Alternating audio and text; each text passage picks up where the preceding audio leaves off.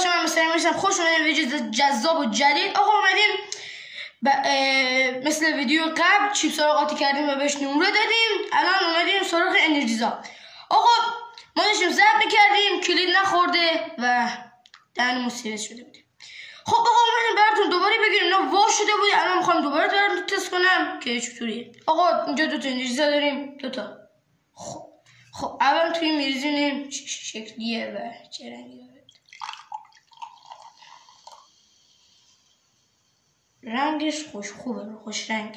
حالا بریم برای اینو بریزیم تو لیوان. خب حالا ببینیم رنگاش چه فرقی دارن. هیچ فرقی نداره رنگاش، هیچ فرقی نداره. خب حالا بریم برای گاز این بیشتره. خب حالا بخوریم ببینیم چطوری خوشمزه بیمزه. این یکم شیرینه، این یکم تلخه، پس این خوشمزه تر بنظره.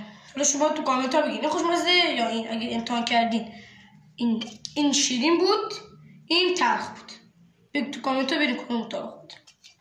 خب آقا حالا بریم برای قاطی کردن.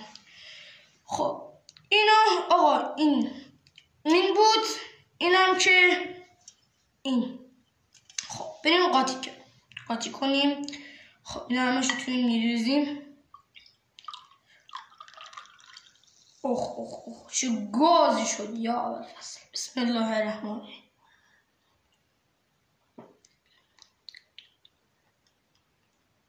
چی شد؟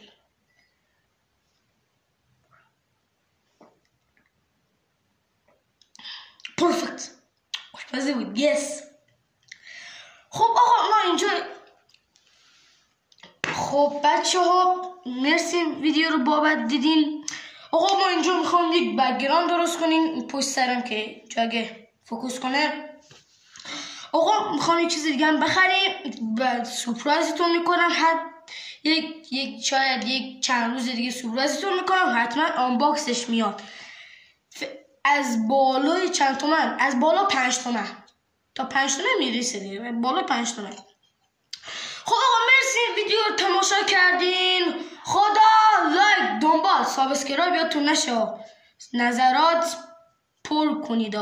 خدا نگهدار.